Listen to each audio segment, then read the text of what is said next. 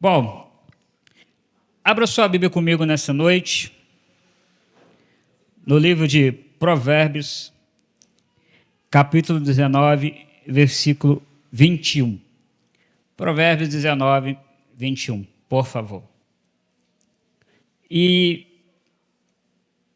creio no meu coração que o Senhor tem coisas a falar conosco nessa noite, né? Você crê também que o Senhor tem coisas a falar com você nessa noite? Olha o que diz aí, Provérbios 19, 21. Obrigado, meu amor.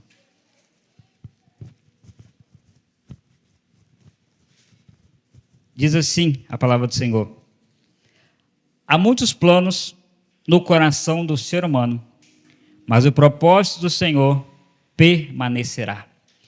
Leia comigo esse texto. Há muitos planos no coração do ser humano, mas o propósito do Senhor permanecerá. Amém? Você crê nisso nessa noite? Então vamos orar? Senhor, nós te agradecemos uma vez mais por esta palavra, pela oportunidade de estarmos na tua casa. Obrigado, Senhor, porque nós aqui estamos para te ouvir. Nós oramos, falamos contigo e agora, Deus, que a tua palavra ela possa falar conosco. Abençoe-nos nessa noite, em nome de teu filho amado Yeshua. Amém. O tema da palavra nessa noite é propósitos. Diga comigo nessa noite, propósitos. E é interessante pensar, propósito, que como nós lemos esse texto, nós sonhamos, nós pensamos, nós temos planos, mas o propósito do Senhor é o único que permanece. Você é parado para pensar que hoje a gente entrou no mês 5, né? Daqui a pouco a gente está no mês 6. E quantos de nós esse ano fizemos um propósito de fazer aquele regime?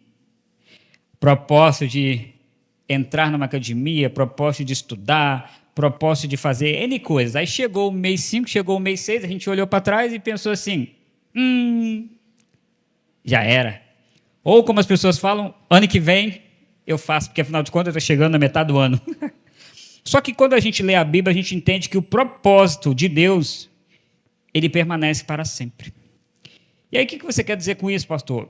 Quero nessa noite conversar com vocês sobre uma história, sobre um acontecimento na Bíblia, que vai nos fazer entender sobre como o propósito de Deus permanece, tanto, permaneceu na Bíblia, e o propósito de Deus permanece até os dias de hoje. Você crê nisso comigo nessa noite? Você crê comigo nessa noite, irmãos? Vocês foram embora? Ah, tá, tudo bem, então, desculpe.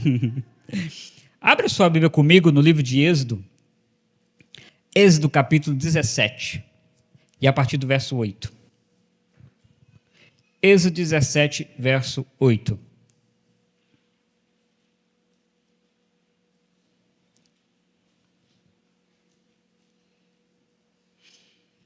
Essa é uma história muito interessante, uma história muito conhecida, com certeza, de nós que estudamos, as porções aqui. Mas hoje eu quero falar conosco, conversar de uma forma diferente, para que a gente venha entender os propósitos de Deus. Todo mundo achou? Êxodo 17, a partir do verso 8. Então, vamos ler. Diz assim: então vieram os amalequitas e atacaram Israel em Refidim. Com isso, Moisés ordenou a Josué: escolha alguns homens e vá lutar contra os amalequitas. Amanhã eu estarei no alto monte e o bordão de Deus estará na minha mão. Josué fez como Moisés lhe havia ordenado e lutou contra os amalequitas. Porém, Moisés, Arão e Hur subiram para o alto do monte. Quando Moisés levantava a mão, Israel vencia. Quando, porém, ele abaixava a mão, os amalequitas venciam. E quando as mãos de Moisés ficaram pesadas, pegaram uma pedra e a puseram por baixo dele, para que Moisés se sentasse. Arão e Hur sustentavam as mãos de Moisés, um de um lado e o outro do outro. Assim as mãos dele ficaram firmes até o pôr do sol. E Josué destruiu os amalequitas a fio de espada. Então o Senhor disse a Moisés: escreva isto para a memória num livro e repita-o a Josué, porque eu vou apagar totalmente a memória dos amalequitas da face da terra. E Moisés edificou um altar e lhe deu o nome de: o Senhor é minha bandeira. E disse: porque o Senhor jurou, haverá guerra do Senhor contra os amalequitas de geração em geração. Essa é uma história muito interessante. Os amalequitas, eles foram realmente inimigos terríveis de Israel. E aqui nesse texto a gente vê Deus com um propósito. Deus fala com Moisés que os amalequitas, eles seriam que eliminados, exterminados. Deus mandou que o povo de Israel, toda vez que lutasse contra Amaleque, né, e o seu povo, eles deveriam ser destruídos. E esse propósito Deus estabeleceu. Se você ler aqui, né, Deus fala, ó, de geração em geração, enquanto existir o povo amalequita, eles serão inimigos de Deus. Isso é uma coisa bem séria. Porque eles se levantaram contra o povo de Israel. Deus, então, decretou que eles seriam agora inimigos, não apenas de Israel, mas inimigos do próprio Deus. Então, o propósito de Deus neste texto aqui era o quê? Destruir Amalequita, sim ou não? E é interessante a gente pensar que Moisés chega para Josué e fala assim, Josué, reúna, né, o povo aí, reúna as pessoas para a guerra, porque Deus mandou a gente destruir os amalequitas, a gente vai. Só que esse texto é uma coisa interessante que eu sempre penso. Josué tinha a espada na mão, aleluia. Josué era o homem guerreiro. Moisés, Arão e Ur, ao contrário disso, eles não pegaram espadas. A Bíblia fala que eles subiram para o alto monte. E olha que interessante esse texto. Enquanto Moisés estava com a mão estendida, o que acontecia? O povo, quando ele abaixava a mão, o povo...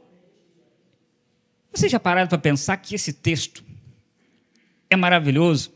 Porque, orando esses dias e pensando uma vez mais, nos mostra que Deus, ele tem propósitos até os dias de hoje.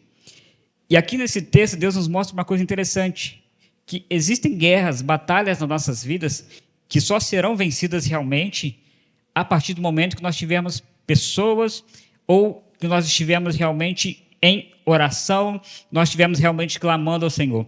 E aqui a gente entende, por exemplo, que cultos como este de terça-feira são cultos poderosos, porque aqui eu entendo nesse texto o poder da intercessão, o poder de você realmente ter Deus sobre a sua vida nas suas guerras. Porque se você pensar aqui, Josué estava lutando, mas enquanto Josué lutava, Moisés estendia a mão. Moisés abaixava a mão, Josué perdia, começava a perder. E aí eu comecei a pensar sobre isso. Porque se você for analisar a Bíblia, lá na frente, mais lá na frente, já no rei Saul, você vai perceber que Saul, ele tem a mesma oportunidade de derrotar os amalequitas. Só que lá na frente, Saul, ele faz o quê? Ao invés de matar o rei, ao invés de derrotar os amalequitas, primeiro, ele deixa o rei vivo, ele pega os despojos, né, as ovelhas ali, aquilo que Deus falou para não pegar. E quando o profeta Samuel chega até Saul, ele fala assim, Samuel fala com ele assim, Saul, está tudo bem? Sim. Você fez o que Deus mandou? Sim. Mas por que eu estou ouvindo então, né, o som dessas ovelhas, desses animais aí? Porque, né, eu quis tirar o melhor para o Senhor, né? Eu quis fazer uma oferta para o Senhor. Aí nesse texto a gente vai entender que Samuel fala com ele assim, olha, por causa disso que você fez, por desobedecer a Deus, Deus está tirando você. Deus prometeu que você teria uma linhagem, né? Os reis sairiam de você, mas por causa disso, a partir de hoje, Deus está arriscando você. Você será, né, o último rei. Depois de você, nenhum rei da sua descendência mais será, porque você pecou contra Deus. Olha que interessante. Se você for ler a Bíblia, Saul fez muitas outras coisas, mas o fato de não obedecer aquilo que Deus estabeleceu aqui, que era eliminar os amalequitas para sempre, Saul incorreu num risco e realmente perdeu, porque depois você vai ver que Saul, né, até mesmo ali, depois ele morre de uma forma bem cruel, né, para um rei. E aí eu comecei a pensar sobre esse texto, algumas coisas. Primeiro, você crê, como eu li no livro de Provérbios, que o propósito de Deus permanece para sempre? Tudo que Deus estabeleceu permanece. E aí existe um detalhe. Qual é o propósito que Deus estabeleceu para nós, como seres humanos e cristãos? Lá em Gênesis, Deus estabeleceu um propósito para o ser humano, que era ter intimidade com Ele, que era estar com Ele, 24 horas por dia. Só que lá no jardim, Adão e Eva pecaram, então foram expulsos. Mas aí depois Deus vem, né, chama Moisés, chama ali os patriarcas. E aqui mesmo em Êxodo, Deus estabelece o que para o seu povo? Olha, eu farei de vocês o meu povo e eu serei, né, o seu Deus. O propósito de Deus para nós como seres humanos até hoje é que nós venhamos nos aproximar e estar com Ele em tudo, todos os dias. E Deus colocou para nós o seguinte, nós, né, não estamos em guerra contra os amalequitas, mas você concorda comigo que o pecado faz mal nas nossas vidas, sim ou não? O pecado é uma espécie de inimigo para nós, porque o pecado nos faz nos afastarmos de quem? Então você concorda que o pecado é um inimigo das nossas vidas? E dentro da Bíblia, se nós estudarmos, o Senhor, Ele deixou muito claro para nós que é o quê? Eu quero que você, meu servo, eu quero que vocês, né, como cristãos, tirem da sua vida o pecado. Então, nós todos os dias temos que lutar contra o pecado. E aí existe um detalhe interessante aqui nesse texto, que é o que eu sempre falo. Aqui na nossa igreja, vamos falar daqui, nós estamos aqui. Existem guerras aqui na nossa igreja e coisas vão começar a acontecer a partir do momento que nós realmente entendermos que as coisas espirituais estão aí, amados. Que muitas batalhas que nós precisamos vencer aqui, elas são através disso que a gente está fazendo aqui hoje, através de oração, através da manhã do jejum que a gente vai fazer, através do momento quando você coloca, né, como o nosso irmão Diego falou aqui sábado, que ele não conseguia orar muito, mas o pastor ensinou isso aqui. Você não consegue orar muito, ore 30 segundos, ore 1 minuto, ore, comece a orar e você vai começar a orar. E através da oração, Deus vai começar a romper barreiras nas nossas vidas.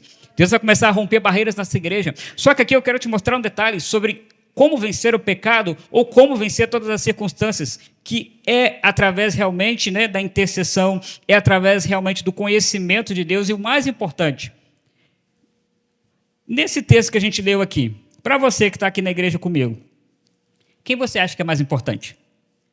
Moisés está lá em cima orando. Arão e Ur estão do seu lado. E Josué está o quê? Com a espada. Quem para você é o mais importante nessa história? Ah, Moisés. Porque ele é o líder? Pastor, ele estendia a mão, Deus abençoava. Ele abaixava a mão. Tá, mas Moisés poderia ser qualquer outra pessoa. Deus poderia escolher outro, que não fosse ele, e poderia acontecer a mesma coisa.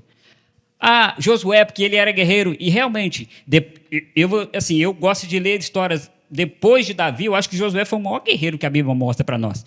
Porque no livro de Josué, meu irmão, minha irmã, ele passa espada em todo mundo. Josué era importante porque ele tinha espada? Também não, porque Deus poderia ter escolhido Caleb, ou qualquer outro. Então o importante é Arão e Ur, porque quando Moisés estava ali cansado, os dois pegavam a pedrinha, sentaram Moisés ali e, né, o ajudaram. Poderia ser, mas também poderia ser qualquer outra pessoa. O importante nesse texto é o propósito de Deus. Deus queria que fossem destruídos os amalequitas, então Deus escolheu aqueles homens. Mas eles foram obedientes em cumprir o propósito de Deus e cada um fez a sua parte. Moisés era o líder e estava lá. Josué era o guerreiro e estava com a espada. Arão e Ur pensaram assim, bom, o que a gente pode fazer aqui? Bom, a gente está vendo que se Moisés se cansa, a coisa complica. Então vamos fazer o seguinte, Moisés, senta aqui. Um pegou a mão dele de um lado, outro pegou a mão do outro, ficaram ali. A Bíblia não relata quanto tempo, mas eu acredito que foi o dia inteiro. Já pararam para pensar? Moisés em algum momento precisou tomar água. Não sei, talvez Moisés em algum momento precisou, né? Ir ao banheiro, Moisés precisou comer, porque essa guerra aqui ela foi estendida. Mas Arão e Ur estavam ali, E graças a Deus, os quatro estavam juntos cumprindo o propósito de Deus, que era destruir todos os seus inimigos, os amalequitas. E o propósito de Deus para nossas vidas tem a ver com isso. E uma das coisas que eu tenho pensado muito é isso. Olha só que interessante. Aqui, por exemplo, na igreja, nós temos um líder, sim ou não? O nosso líder e presidente da igreja é o nosso pastor Dimison. Ele é uma pessoa importante, Os auxiliares da igreja são importantes, vocês são importantes, sim, mas mais importante de qualquer um de nós é o propósito de Deus. E o propósito de Deus para essa igreja é que nós vamos ser uma igreja diferenciada neste mundo, que vai fazer diferença de lutar contra o pecado, de colocar para fora tudo aquilo que não presta, de colocar para fora tudo aquilo que é mentira, de colocar para fora tudo aquilo que Satanás diz que é bom, mas nós cremos que a Bíblia fala que não é, então nós vamos realmente lutar contra isso. O propósito, ele tem a ver com isso. Só que é interessante, existem guerras nessa igreja, existem guerras na sua vida que só serão vencidas a partir do momento que nós realmente, o nosso líder, presidente, Que ele realmente estiver diante de nós, diante da igreja aqui, ó, abençoado, cheio do Espírito Santo de Deus e conduzindo a igreja com as suas mãos levantadas. Só que vai ter momentos que ele vai descansar, sim ou não? Ser humano. Aí Deus vai levantar pessoas para chegar, pastor, senta aqui. Ó, um do lado, um do outro. Enquanto a batalha estiver lutando aí, pastor, estou aqui contigo. Pastor, você precisa de água? Você precisa de comida? Pastor, você quer ajuda? Mas eu estou aqui, ó. Não vou sair daqui enquanto a batalha não for vencida. E Deus vai levantar Josué, alguns malucos que realmente querem pegar a espada e, ó, vamos cair para dentro. Mas o importante são essas pessoas, não, o importante é o propósito. E o propósito que Deus tem para nós é esse, que o pecado seja tirado das nossas vidas. Que tudo aquilo que não é bom seja tirado das nossas vidas. Que a mentira que se prega por aí da palavra que Jesus anulou todas as coisas seja tirada das nossas vidas.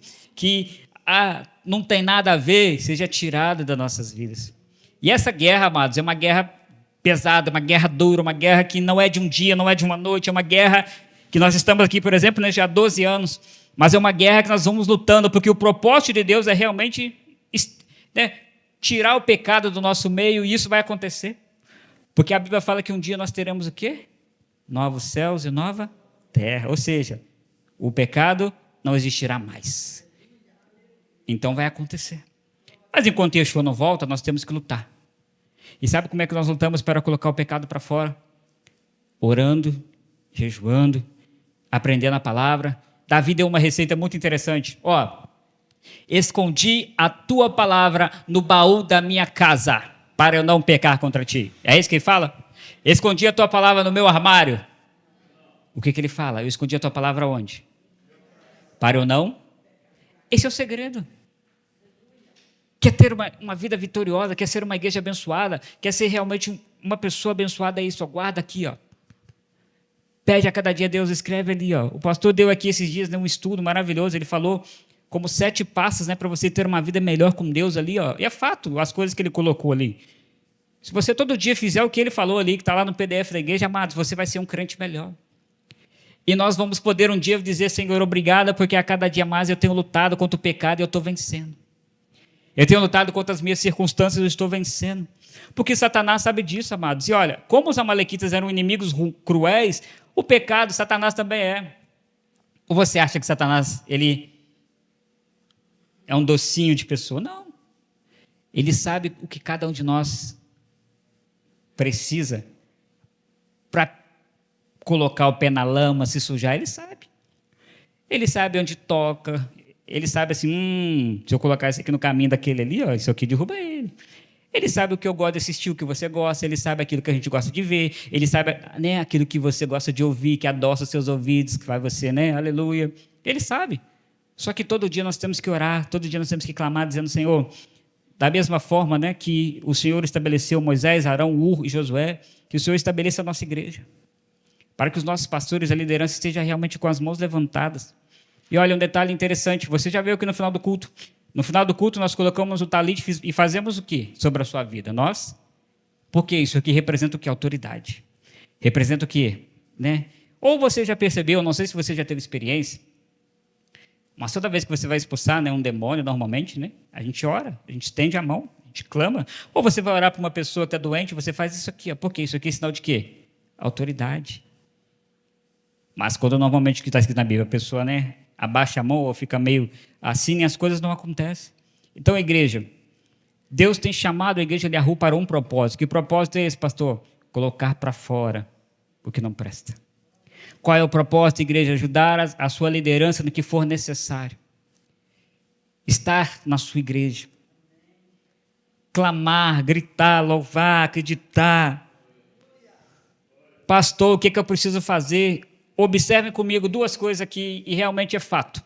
Porque as pessoas acham que fazer muitas vezes é importante. É importante, mas se você fizer o mínimo, já faz diferença. Você concorda comigo que Arão e Ur ajudaram muito mais nessa guerra do que Josué? Porque o que era o segredo da vitória aqui? Não era a mão de Moisés estendida? Josué estava guerreando, mas quando a mão abaixava, Josué perdia. Então, qual foi os mais importantes dessa história, se a gente for pensar? Arão e Ur, que estava ali, não, Moisés, vamos lá. Estamos aqui te ajudando com as suas mãos. Não deixa a mão cair, Moisés. Estenda a mão aí. Não importa o tempo que dure, vamos ficar aqui. E às vezes você vai pensar, pastor, mas eu não sei fazer nada, amado. O mínimo que você fizer faz a diferença. E olha, sabe qual é o mínimo que você tem que fazer aqui na igreja, por exemplo? O mínimo que você vai fazer é estar aqui na igreja. O mínimo que você vai fazer é estar aqui em tudo que nós fazemos, e principalmente adorando a Deus, acreditando, buscando, louvando. O mínimo que você vai fazer é como nós fizemos no começo do culto, é pega na mão do seu irmão, Deus te abençoe, é pega na mão do seu irmão, ó, que bom ver você. Seja realmente igreja, mas uma igreja que não é como qualquer outra, uma igreja que realmente Deus chamou com um propósito diferente, propósito único, que é o quê? Nós cremos que tudo que está na Bíblia é verdade. Nós cremos que o nada a ver tem tudo a ver. Nós cremos que Yeshua não anulou nada, pelo contrário, ele ensinou o que nós devemos fazer. Nós cremos que a Bíblia, de Gênesis, Apocalipse, vírgula, tudo que está aqui é para ser obedecido. E nós cremos que, como mais uma vez o Diego falou que sabe da verdade, olha o que o Diego falou aqui, que a partir do momento que ele começou a ler a Bíblia, a ouvir o nosso pastor, a orar, o que aconteceu na sua vida? A vida dele e o seu casamento foram transformados. Então, nós temos que acreditar nisso. Sabe qual é o segredo da vitória do crente? É realmente se colocar diante de Deus, como eu li no Salmo 40, é esperar no Senhor, é confiar no Senhor, é clamar ao Senhor, é adorar ao Senhor, independente do que aconteça, e Deus vai realmente cumprir o propósito dele nas nossas vidas. Há um propósito de Deus. E sabe o que eu pensei sobre isso? Olha só a história. Josué e estes homens oraram, estenderam a mão e os amalequitas foram derrotados, sim ou não? Lá na frente, Saul ignorou isso. Ele trouxe o rei, trouxe as coisas dos amalequitas e ele foi o quê? Colocado de lado por Deus. E uma coisa que eu pensei sobre isso, às vezes a gente não dá ideia dessas coisas do pecado, não, isso não importa, isso aqui não é interessante, isso aqui não está nem aí. Você já parado para pensar que vai chegar o dia que realmente Deus vai colocar de lado, vai colocar para fora do reino aqueles que realmente o desobedecem? Já parou para pensar que vai chegar o dia realmente que nós vamos estar diante do Senhor Yeshua e Ele vai virar para cada um de nós? Não sou eu, não é nenhum pastor. Ele vai falar assim, então, eu não te conheço. Essa palavra é pesada, não é? Já parado para pensar? Eu nunca fui de penetra em festa, né? Nunca gostei disso. Mas imagine que você chega numa festa, num lugar, numa casa de alguém, você se arruma todo ali e você até conhece a pessoa. E aí você chega ali e tal, né, vai entrar, a pessoa está lá dentro, lá, aí de repente você chega na porta, né, todo feliz. Eu queria entrar aí na casa aí, né, da festa. E sei lá, a pessoa de repente naquele dia não está muito bem. Aí chega alguém e fala com ela assim, ô fulano, oi, é o tal de Maicon lá fora te chamando lá, Maicon? Ele falou que é seu amigo da escola, falou que estudou contigo, falou que jogou bola contigo. Maicon, eu não conheço. Deixa ele lá fora. Poxa, meu amigão me deixou do lado de fora. Glória a Deus. Porque ficar do lado de fora de uma festa ainda é bom. Agora, o dia que realmente o Senhor voltar, e nós, infelizmente, as pessoas ficarem de fora do reino, meu amado, aí a coisa vai ficar complicada. É por isso que nós temos que a cada dia louvar, buscar o Senhor, limpar as nossas vidas, limpar a nossa roupa, limpar nossas vestes e pedir ao Senhor a cada dia mais, Senhor, que todo pecado, que todo mal fique para fora. E que quando o Senhor voltar, realmente, né, como nós fizemos aqui, aperte a mão do seu irmão, dê um sorriso para ele, você chegar lá diante do Senhor Yeshua e ele realmente der um sorrisão para você e falar assim, estender as mãos para você e falar assim, seja bem-vindo porque eu te conheço. Meu irmão. Você entendeu que essas duas palavras fazem muita diferença? Te conheço e não te conheço, elas têm um espaço de uma situação bem complicada. Eu te conheço, você vai para a eternidade com o Senhor. Não te conheço, já era. Você vai ficar perdido o resto da vida. Agora me fala uma coisa, vale a pena mesmo, por melhor que seja o pecado, por melhor que seja as coisas que a carne nos oferece, a gente ficar fora do reino por causa disso? Porque eu tenho pensado nisso. Quem faz as coisas doidas aí e acha que Deus não está nem aí, quando chegar o dia do juízo, meu irmão, minha irmã, eu me lembro de uma aula do Apocalipse que o pastor falou, eu guardei essa frase, que ele falou assim, o dia do juízo, o dia de Yeshua voltar vai ser muito muito bom, muito feliz para quem estiver com ele e for com ele. Estiver nele e o nome estiver realmente conhecido por ele, porque para quem não estiver com o Senhor, meu irmão, minha irmã, vai ser um dos piores dias da vida das pessoas. Olha, eu oro, busco o Senhor para que realmente quando ele voltar, Senhor, esteja com ele para sempre, porque misericórdia, irmãos. O dia vai ser terrível, vai ser um dia tenebroso, vai ser um dia... pensa num dia ruim, multiplica por 1 milhão, vai ser pior. Porque vai ser o dia que Deus vai voltar e falar assim, olha só, eu deixei muito claro na minha palavra, eu não gosto do pecado. E todo mundo aí, pecou e fez gracinha achando que eu não estava nem aí. Agora, tchau, eu não conheço vocês. Misericórdia. O propósito de Deus para nós como igreja é isso, olha, coloca para fora, né? A semana da Páscoa nós fazemos isso, coloca para fora o fermento, né? Como sinal de que nós estamos colocando para fora o pecado das nossas vidas. Então, amados, nós devemos clamar ao Senhor e pedir ajuda. Porque tem coisas nas nossas vidas, às vezes, que a gente precisa lutar, e a gente, às vezes, não consegue vencer. Mas, olha, peça ajuda para a sua liderança, peça ajuda para os seus pastores. Para quê? Para que a sua igreja, como está aqui no livro, né, de Êxodo, esteja aqui intercedendo por você. E aí você começa a realmente alcançar a vitória. Mas um detalhe, não peça ajuda e seja sem vergonha. Ai, pastor, me ajuda. Por exemplo, pastor Marco, tem uma coisa na minha vida, pastor Marco, que me deixa ali, eu sempre peco, me ajuda a tirar aquilo da minha vida. Beleza, irmão, vamos orar. Aí uma semana depois, irmão, tirou aquilo da sua vida? Não. Aí fica difícil, né? A gente tem que fazer a nossa parte. A gente tem que se colocar diante de Deus e clamar ao Senhor para que Deus realmente mude a nossa história. E eu tenho buscado ao Senhor e pensado de forma poderosa, desde quando o pastor e a pastora voltaram de Salvador, né? Graças a Deus, Deus levou eles lá. E Deus ensinou para eles a fazer este culto, né? Um culto de oração. Porque, amados, faz diferença interceder uns pelos outros. Oração faz diferença. Quando nós oramos sozinhos é bom, mas quando nós oramos juntos é melhor. Por isso nós temos que nos tornar realmente uma igreja de oração. Glória a Deus pela sua vida que tem estado aqui na terça-feira, irmão. Se esforça para estar aqui. Se esforça para nos outros cultos também, mas se esforça para estar aqui louvando, orando e clamando a Deus. Se esforça para ajudar no que você pode. Chega para o nosso pastor, às vezes, para mim, para a nossa pastora, o que eu posso ajudar? Eu preciso ter um papel no chão ali, você pode catar, que isso, pastor, que humilhação. Não. Você pode fazer o mínimo, faça, mas faça com amor, amados. Faça com alegria, dizendo assim, aleluia. Hoje eu só catei um copinho que estava no chão. Mas olha como eu estou feliz de ser útil na obra de Deus. Então, amados, nós temos que entender que lutas e batalhas em nossas vidas são vencidas através da oração. A Bíblia nos mostra esse relato.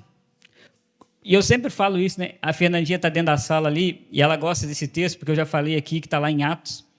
E outro dia que eu preguei aqui sobre a palavra hora que melhora. E é verdade. Olha o que diz em Atos lá. E Atos fala o quê? Quando a igreja orava. O que a Bíblia fala? Que as coisas aconteciam. Quando a igreja orava, Pedro foi liberto da prisão. Quando a igreja orava, milagres aconteciam. Quando a igreja orava, coisas poderosas aconteciam, porque a igreja orava. Amém, queridos? A igreja orava. Vamos orar em casa? Sim. Tem uma vida de oração em casa? Tenha. Mas venha para a igreja clamar juntos. Venha para a igreja louvar juntos. Venha para a igreja fazer barulho. Porque lá no mundo a gente faz barulho para tanta coisa, amados. Vocês já viram? Tem gente aqui que gosta de futebol, mas às vezes eu assisto, é verdade. Vocês já viram uma torcida de futebol? O negócio é ensurdecedor, meu irmão. A torcida é barulhenta. Agora, mais do que qualquer time que ganha um troféu, nós temos um Deus poderoso. E ele, deixa eu te contar um negócio. Ele é invicto em qualquer coisa. Ele nunca perdeu nada. Nunca perdeu nunca batalha. Nunca perdeu nenhum jogo. Ele nunca perdeu, amados. Ele é invicto. Então, eu acho que a gente tem que fazer mais barulho para ele do que para qualquer outra coisa. Assim, ou não? Ué. Então vem para a igreja, adora mesmo, glorifica, planta bananeira aí, irmãos. Porque nós temos um propósito, e o propósito é agradar aquele que nos criou. O propósito é estarmos na presença daquele que nos criou. O propósito é termos intimidade com ele. Eu falo isso com meu pastor e é maravilhoso. Eu amo ter intimidade com vocês, eu amo conversar com cada um. Mas vocês já pararam para pensar que o mais importante que tem intimidade com qualquer homem é quando você dobra o seu joelho. E aí você fala assim, Senhor. E às vezes Deus não fala com você audivelmente, mas você sabe que Ele está ali contigo. Você sabe que Ele está te escutando. Você sabe que quando você está lendo a palavra, Deus está ali, ó, né, falando ao seu coração. Você sabe que quando você vem para o culto triste, chateado, às vezes decepcionado, você sabe que tem um Deus que está ali, ó, te cuidando de você, amado. Isso é maravilhoso. É maravilhoso, sabemos que nós temos um Deus poderoso, não um Deus, né, o único Deus. Religiões por aí dizem que tem Deus, mas não tem. Os deuses deles são cópia. O nosso Deus é original. Essa é uma realidade. Então, amados, qual é o propósito da igreja, pastor? O propósito que Deus nos deu é sermos santos. Porque Ele é santo. Sabe qual é o gostoso do pai? A minha esposa fica brava com isso, mas é verdade. As pessoas viram para a sala e falam assim, nossa, você parece com seu pai. Por quê? Você criou seu filho para ser sua cópia, né? Assim. E às vezes, não só na aparência, mas às vezes o filho faz as coisas igual o pai. O filho age igual o pai, igual a mãe.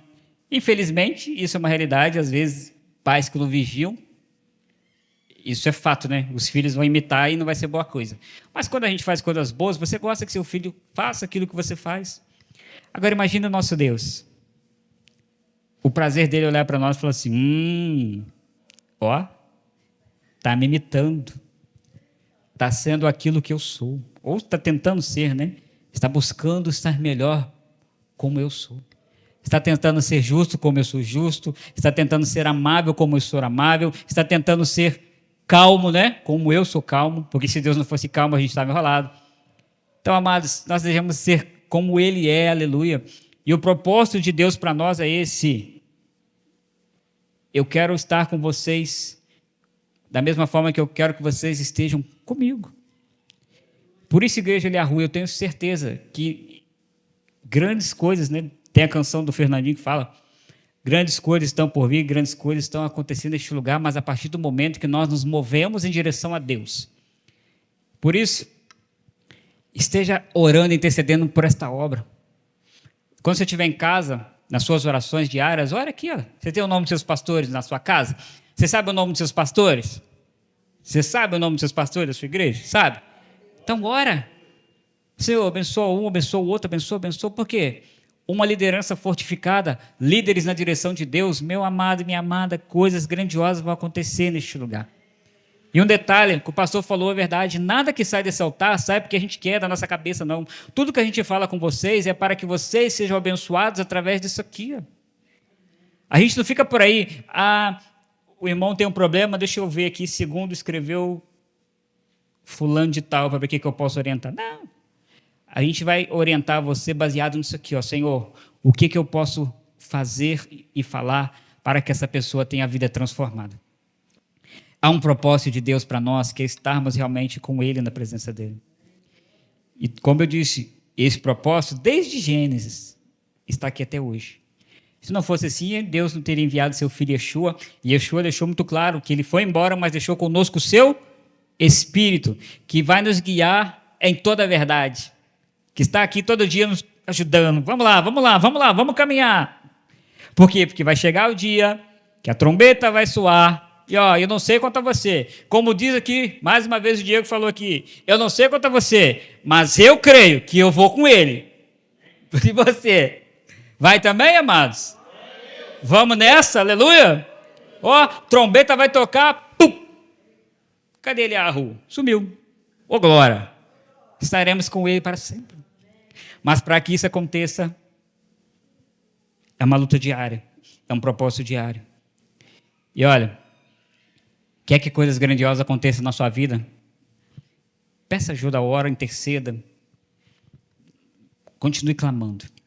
1 hora, se Deus quiser, Ele vai abençoar. Se Deus quiser, Ele vai transformar. Por isso, como é bom podermos estar aqui na igreja, louvando e adorando o Senhor. Como é bom termos um propósito.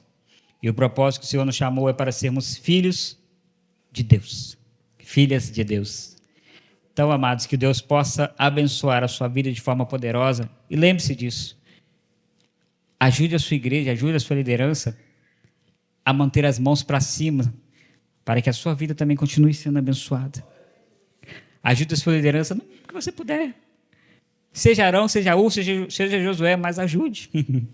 Se apresente, amém, para que as coisas aconteçam. E eu tenho certeza, em nome do Senhor, que com certeza as coisas vão acontecer nessa igreja, porque já tem acontecido. Eu tenho recebido, né, a gente tem ouvido milagres aí já, testemunhos através das orações. Então, não desanima, clama, busque, continue caminhando. Como diz a Dory, né, desenho do Nemo, continue a nadar. Continue a nadar, porque assim você vai chegar lá. Ó, até rimou, ô glória.